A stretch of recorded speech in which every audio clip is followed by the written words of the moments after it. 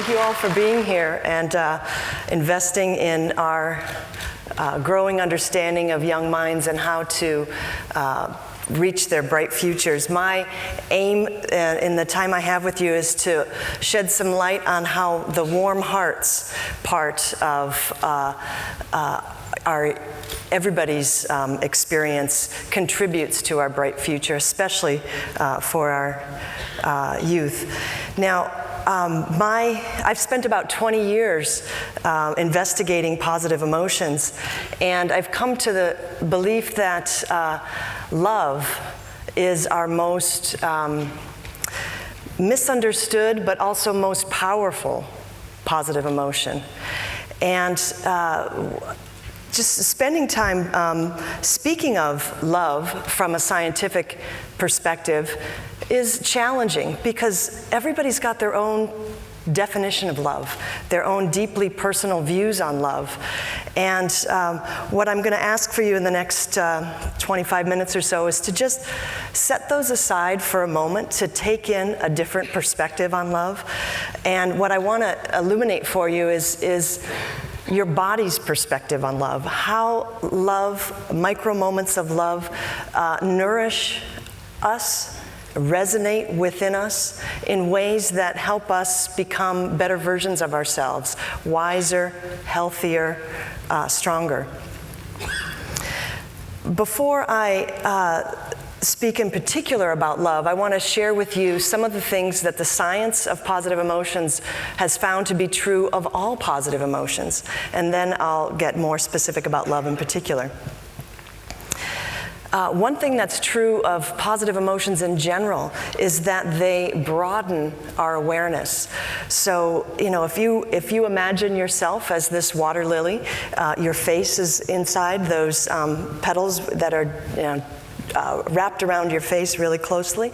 If you can see anything at all from that vantage point, it's just really what's squarely in front of you.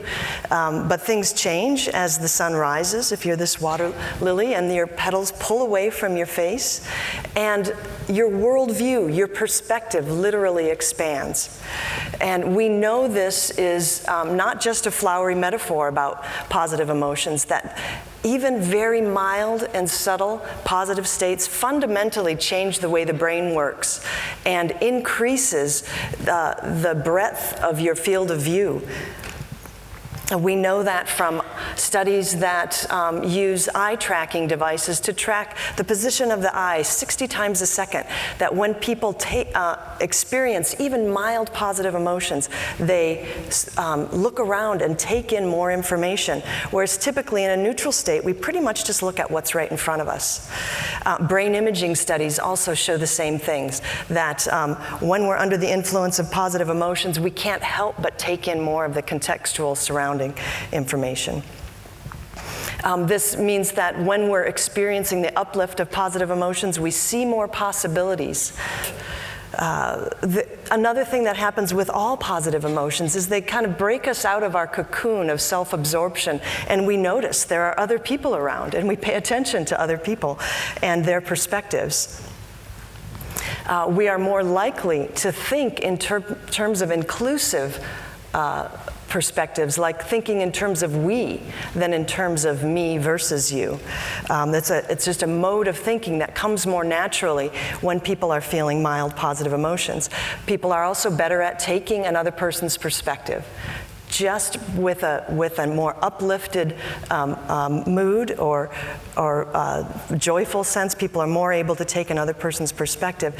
One thing that is crucially important too with this perspective taking is that things that tend to divide us, like race and cultural differences, when people are feeling the warmth of positive emotions, those divisions slip out of view, and people are more able to recognize individuals across racial and cultural boundaries and make connections because of that.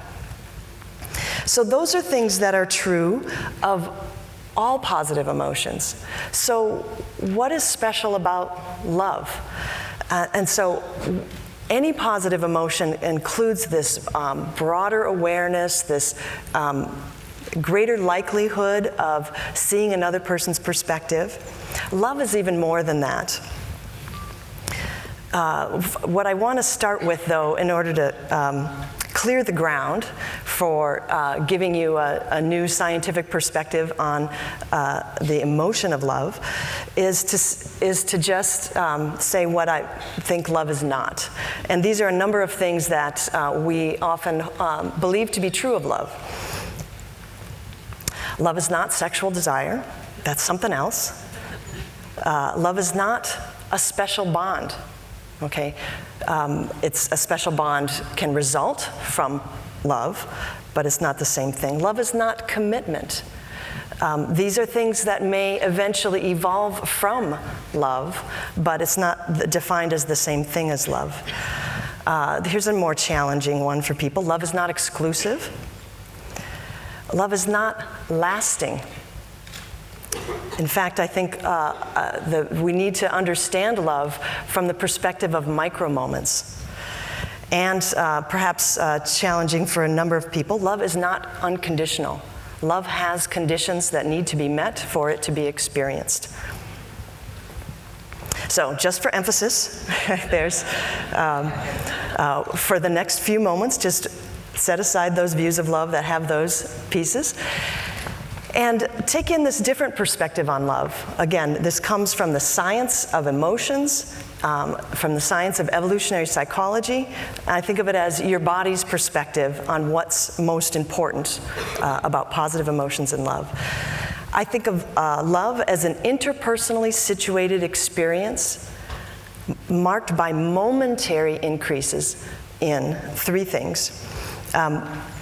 I think so often we think of love as a relationship, and I think from an emotions perspective, it's much more useful to think of love as a moment, as a micro moment even. A micro moment where there's shared positive emotions between you and another person. A micro moment when there's a biobehavioral synchrony going on between you and another person.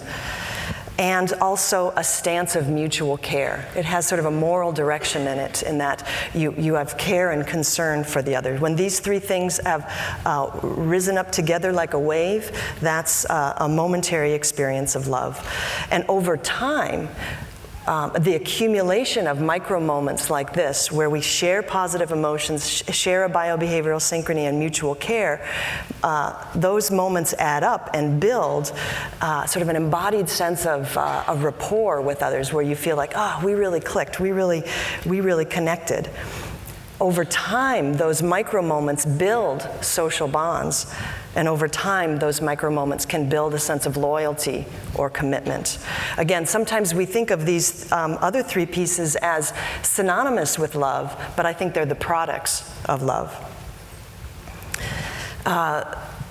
Any positive emotion, when shared, is instantly transformed into an experience of love. So there's positive emotions range from jump for joy moments, joy, gratitude, serenity, interest, hope, pride, amusement, inspiration, and awe. Those are a wide variety of different positive emotions. Anytime any of those different positive emotions are experienced in a micro moment of connection with another person, they're instantly transformed into a moment of love.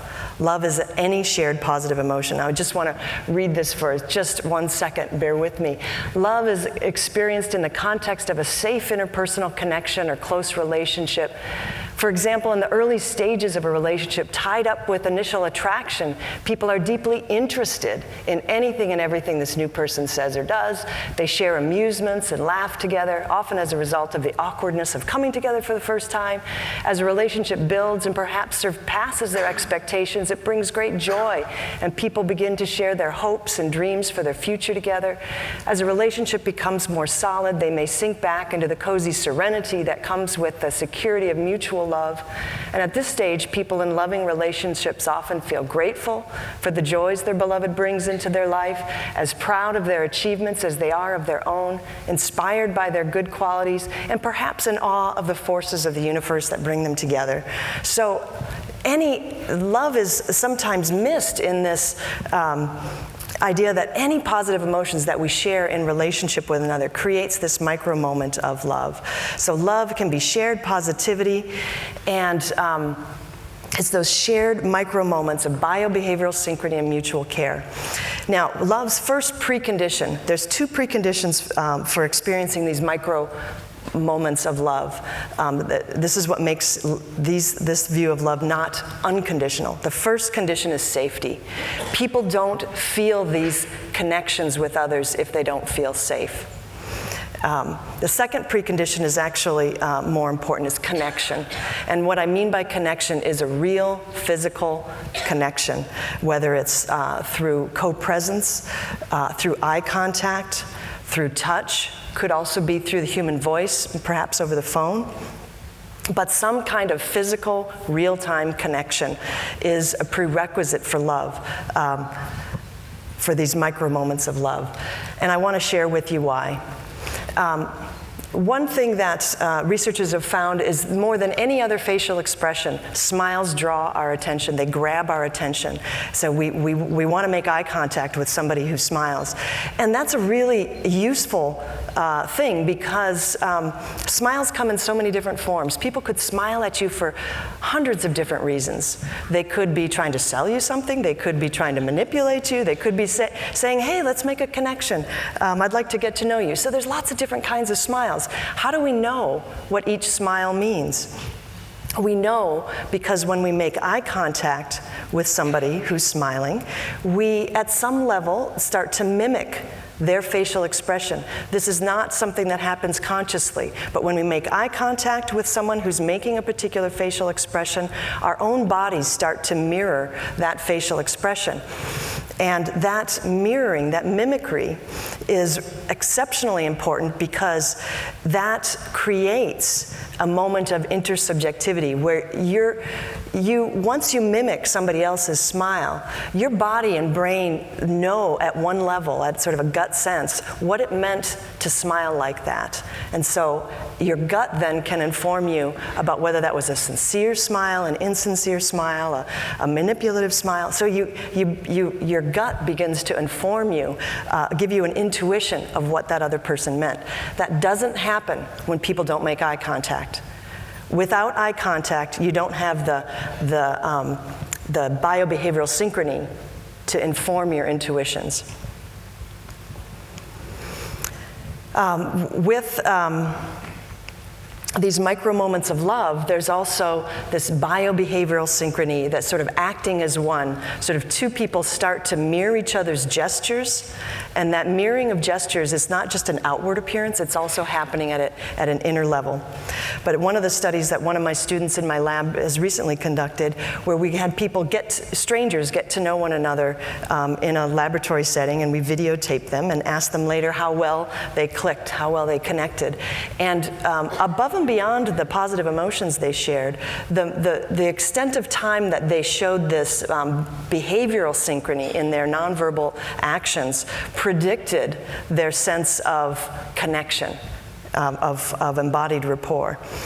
And there's other research to show that when parents, both fathers and their mothers, show this sort of positive connection and nonverbal synchrony with their child, that during those moments they also show oxytocin synchrony. Okay, that the child and the parents' oxytocin rises and falls in synchrony with one another. There's some other fascinating work to suggest that when people are really connecting, really understanding each other and following each other's words, that there's a kind of a whole brain synchrony going on between the speaker and the listener. Okay, so when you're really connecting and listening to someone's stories, your brains are doing sort of a parallel dance. It's not that the person speaking has one pattern of brain activity and the person listening has another one. It's like the conversation is one pattern being carried out across two brains. So I think this metaphor, if those of you who remember Dr. Spock, you know that he had this technique of a mind meld where he could just put his hand on anybody's head and just know exactly what they were thinking. Well, I would say that Spock had different abilities than us humans, in that for humans to have this sense of a miniature mind meld. We need to be feeling a positive emotion and making eye contact, and Spock's not doing either of those. He's famously unemotional, and he's making no eye contact. So for us to get to these mini mind meld states, there needs to be more of this positivity resonance, where you're making your eye-to-eye contact, your bodies and brains are sort of doing a mirrored dance with one another. Okay, and at that point you can even question whether, is this one person's experience of love, or is this one love experienced by two people at the same time, two bodies and brains experiencing the same state. So these moments of positivity resonance, when positivity resonates between two people, and it can actually happen in larger groups too, but I'm using a dyad or a pair of people just as a simplest example here. But when an emotional state kind of jumps the gap between one person and another, and it becomes shared and reverberates and resonates between people, that's an especially powerful psychological and physical moment for people. And it makes me ask the question of whether love is the supreme emotion. Is this shared positivity, the positivity that we can share with others, is that somehow more nourishing than any other positive emotion is? Is it more potent than individually experienced positivity? And I think it is, and here's some of our evidence for this, is that we do studies in my research laboratory where we randomly assign people to spend a season of their life learning a new technique to self-generate experiences of love more frequently through meditation. We use loving kindness meditation for this. By random assignment, people either learn this technique, or they just simply provide us with all the measures while they're waiting to learn this in the next season. And when people learn this technique for self-generating more experiences of positivity, resonance, or love, their positive emotions increase over time, their feelings of connection with others increase over time, and those increases change who they are. Fundamentally, it builds their mindfulness, their ability to stay focused in the present moment. It leaves them feeling like they have warmer, more trusting relationships with others. It gives them a better ability to cope with adversity and manage difficult, changing circumstances in daily life. People even report having fewer aches, pains, colds, and flus. This health link is something that we've been especially interested in, and that has brought us to look particularly at the link between people's feelings of warm and trusting social connection with others and their physical health. And in doing that, we've zeroed in on the vagus nerve. The vagus nerve is your 10th cranial nerve, which emerges from your brainstem and connects your brain to your heart. It also makes other stops along the way in your body. And the vagus nerve is part of your parasympathetic nervous system, which is like the calm and connect aspect of your autonomic nervous system, in contrast to the sympathetic nervous system, which is kind of your fight or flight part of your autonomic nervous system. And it calms down humans' naturally high heart rates. In particular, we can measure the strength of people's vagus nerve, or the health of their vagus nerve, by measuring what's called vagal tone. Vagal tone is the very subtle arrhythmia that occurs with each breath you take.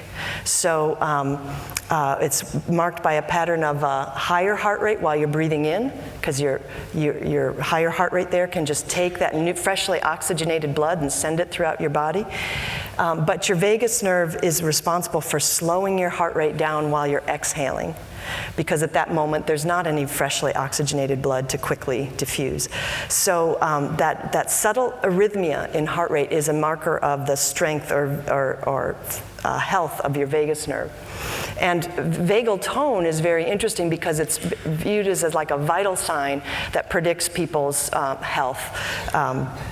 It is related to better cardiovascular regulation, better glucose regulation. At a psychological level, it's related to people's better ability to regulate their attention and regulate their emotions, and then have better social skill, actually. So what's interesting about vagal tone is that many scientists view it as a very stable attribute of a person, sort of like your adult height. It's generally quite stable. What we found, though, is that as people learn this technique, loving kindness meditation, they are actually showing improvements over time in their vagal tone. So for some scientists, hearing that, that's like saying we've made people taller. It's not something that is viewed as something likely to change. But we find that 3 months later, after people have learned this technique for self-generating more experiences of love, they end up with higher levels of vagal tone, which contributes to higher social skills, higher, better health, and more connection. And we find that that is especially the active ingredient that accounts for the change that occurs in the people who practice this loving kindness meditation. It's not just a changing in breathing patterns or a change in just doing something for yourself. It's that those positive, warm moments of connection, of positivity, resonance, of love that people feel with others is what we've identified statistically to be the active ingredient that accounts for that shift in health. And we also find that there's upward spirals, that there's reciprocal relationships between this vagal tone and these moments of love or positivity resonance between people, where people with higher vagal tone are more likely to be the ones who in daily life report the most moments of positive connection or positivity resonance or love, these micro moments of love in daily life. But the more people have these moments of love in daily life, the higher their vagal tone becomes over time. So there's a way in which these micro moments of positive connection are literally building a pathway towards health. Right now, we're just embarking on a study where we will randomly assign people to learn this love-rich form of meditation, loving kindness meditation, or a different form of meditation that is less focused on this emotion, or be in a weightless control group. And we take blood samples before and after, and then a long-term follow-up to see how this new ability to self-generate love is potentially affecting how gene expression unfolds, especially in the immune system that regulates inflammation and health. So literally we'll be able to look at whether the ability to self-generate these micro moments of love more frequently affects us at a cellular level, changing our prospects for health and disease. Now, arguably, what we're finding here is that the body can be in either one of two modes physiologically. Now, we can be in a kind of self-survival mode, kind of eat or be eaten, or we could be in a species survival mode where we're trying to connect and build and preserve our relationships and our community and our culture.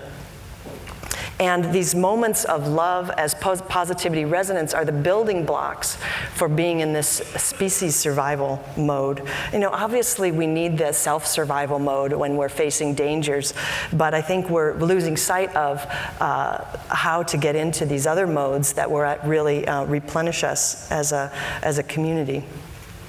So this new perspective on love as these micro moments of shared positivity, biobehavioral synchrony, and mutual care really opens up possibilities. I think we're all very used to thinking of love between, you know, your soulmate or your romantic partner. But we also, I think, need to open our eyes to see moments of two people just getting to know one another for the first time. You know, these are a pair of young college students who showed up in our lab. They probably would really not like me calling what they experienced love, but those micro moments of connection are what our bodies thirst for to become healthier and become on a trajectory of growth. And so whether we choose to call it love or not, it can be a matter of personal preference. But the reason I think that it's worthy of calling it love is because we need to elevate those moments as being more important than other moments, those moments that we connect with others. So implications for youth, parents, and teachers, I think that essential for the health and growth of young minds is real face time, actual face-to-face time, eye contact, genuine smiles.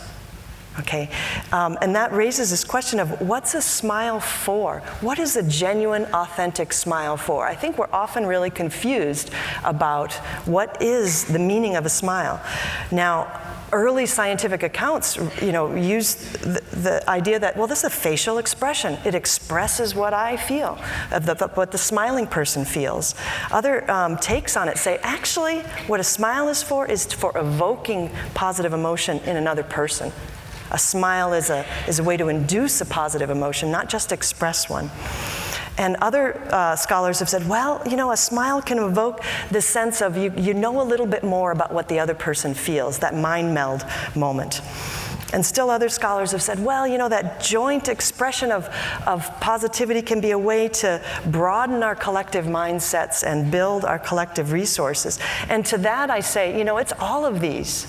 But maybe another way to look at smiles is that they're a smile, a genuine smile that we offer to another is a way to create this life-giving nutrient, this micro moment of positivity resonance that not only contributes to your own health, but to the other person's health. So you're both giving and receiving health with that smile. So I think of love, these micro moments of positivity resonance as the seed that forges the bond, that weaves the social fabric, and promotes our health, and also promotes our growth, our psychological growth and our spiritual growth. And I think of it as the supreme emotion or the pinnacle emotion. Now, the only thing that was wrong with this picture that I found for supreme was that there was only one person in it. So I got the two in here mimicking each other's pace.